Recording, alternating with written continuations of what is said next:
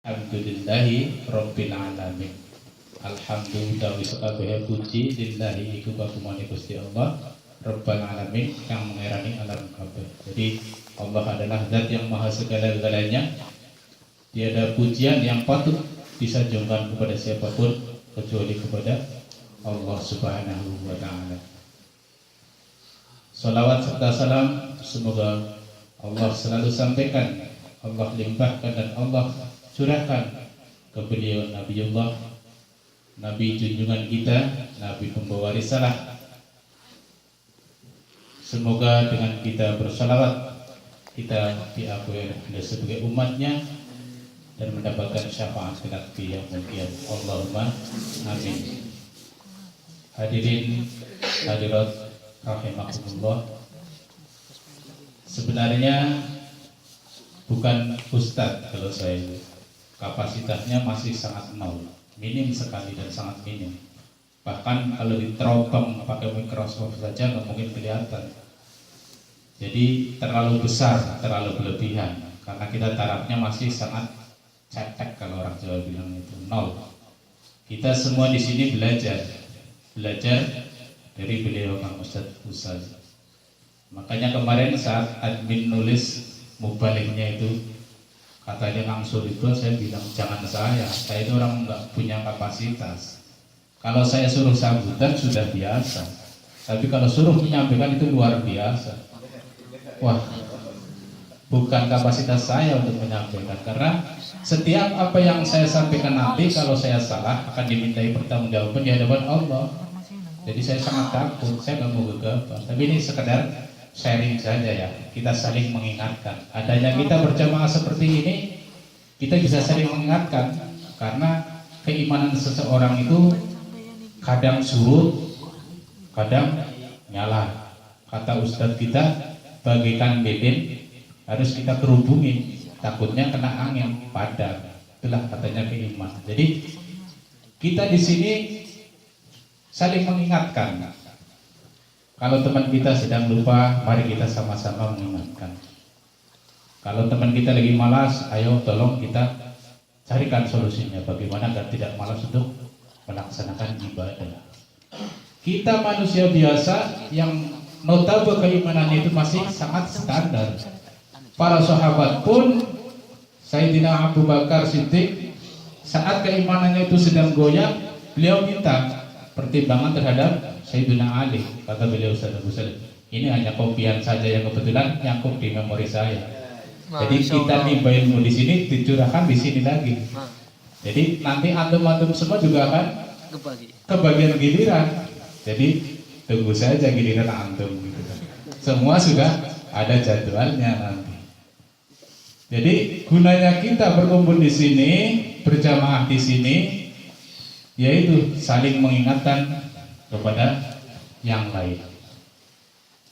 Karena sholat yang pertama itu, kita kadang-kadang merasa malas kalau sholat itu subuh, apalagi saya sendiri kalau nggak di masjid ini subuhnya itu kadang kesiangan, padahal alarm itu sudah bunyi. Tapi kalau memang kita nggak diniatkan untuk ibadah, yaitu setan itu menyelimuti kita, apalagi suasana yang makin dingin. Ada suara as-salatu khairum minan naum, padahal sholat itu lebih utama daripada tidur. Si setan itu dengan selimut made in Turki yang tebal langsung bermobil lagi. Jangan bangun, masih malam nanti aja. Bangun lagi, ditidurin lagi sama setan. Jangkaman, jangan sampai aku najungin. Setan bahasa Korea kan bisa bahasa Korea ya. Nah, kita sebagai manusia biasa yang umurnya masih 30, 25, 23, kecil. Setan umurnya berapa? Setan ada yang mati. Dengar ada innalillahi wa inna ilaihi raji'un. Iblis itu sudah mati? Enggak ada kan? Setan enggak pernah mati. Jadi setan kapasitas umurnya ribuan tahun, puluhan ribu tahun, menggoda kita umur 30 tahun. Kecil, ente mah goda kecil gitu kan. Karena setan itu nggak pernah mati, umurnya berabad-abad, matinya kelak nanti di hari kiamat. Jadi untuk menggoda kita, kadang-kadang astagfirullahaladzim, jam 8 bangun, gimana mau sholat subuh, orang masuk kerja aja jam 7. Nah, tapi kita langsung lari, pakai sepatu, pakai jaket, lari ke pabrik. Takut sama siapa? Takut sama kewajarnya, takut dikasih 18. Padahal manusia biasa kenapa harus minta takut? Takutlah kita kepada Allah Subhanahu wa Ta'ala, zat yang menciptakan manusia, zat yang menciptakan segala-galanya, tidak ditakuti. Kadang kita berpikiran, iya ya, kita manusia biasa, kenapa kita harus.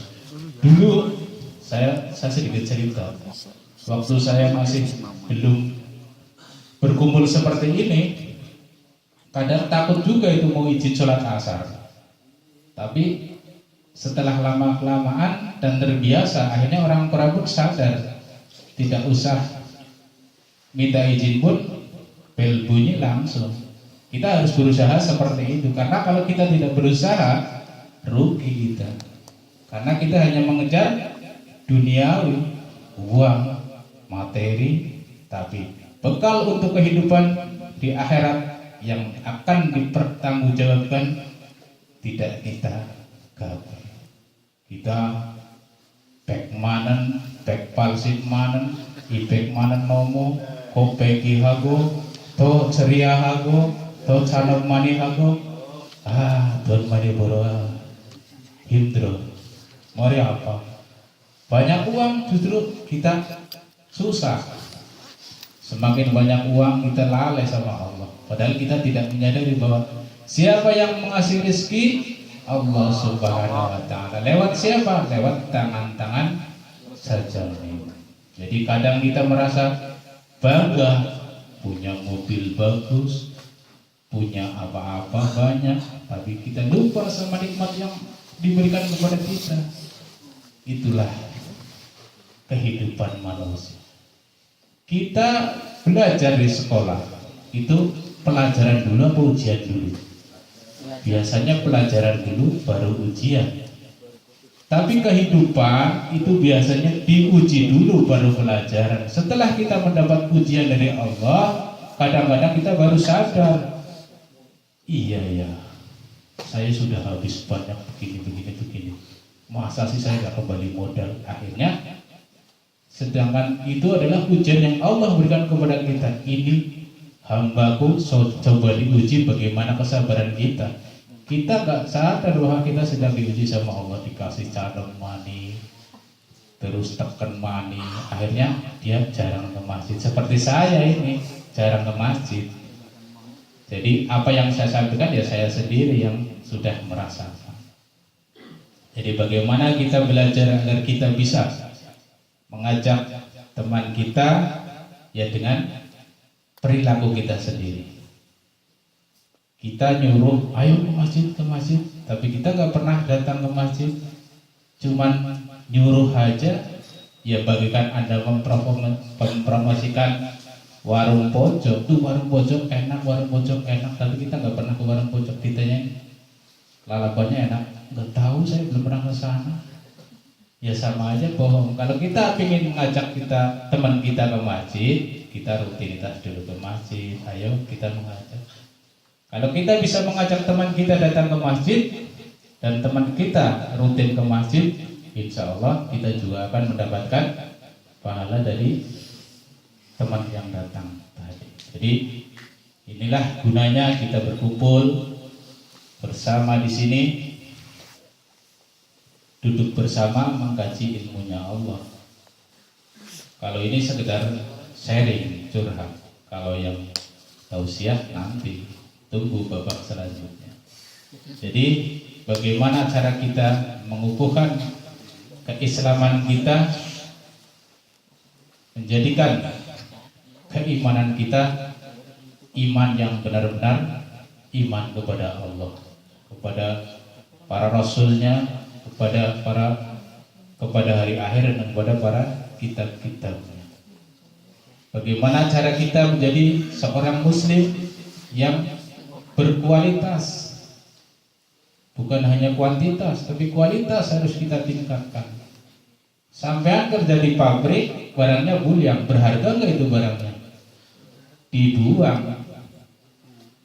Tapi kalau ibaratnya kita saja kurang berkualitas, diragukan.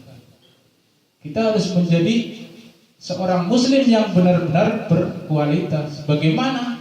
Ya dengan cara seperti ini, kita hadiri majelis-majelis zikir, majelis-majelis pengajian seperti ini untuk memupuk keislaman kita, untuk memupuk keimanan kita.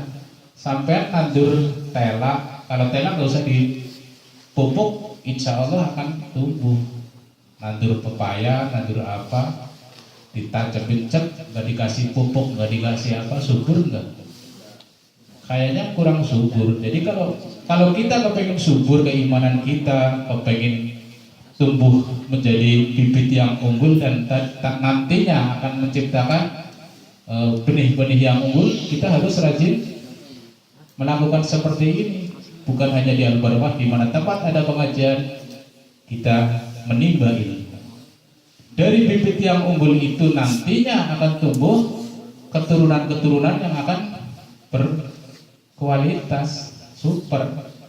Kepengen anaknya hafid Quran, orang tuanya tidak berusaha mengajarinya, tidak berusaha mendidiknya. Ya wallahu a'lam, hanya zatnya Allah yang bisa memberikan hidayah kepada anak-anak kita kelak. Jadi bagaimanapun kita akan menyampaikan sama orang lain, kita harus belajar menimba ilmu dulu. Bagaimana nanti kita bisa menyampaikan sama orang lain kalau kita tidak bisa berusaha mencari ilmu. Jadi bagaimana caranya? Ya, semua itu ada pada kita.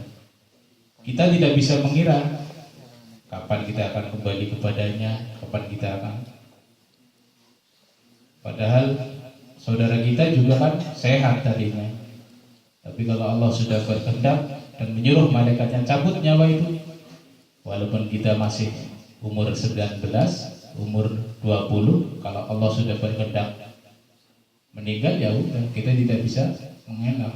Kadang kita tidak menyadari. Duit banyak. Tadi udah disampaikan sama Kang Sukron itu, segala sesuatunya milik Allah. Nikmat itu nikmatnya Allah. Tadi katanya ada sakit gigi itu, kalau sakit giginya satu, sakit semua bagaimana?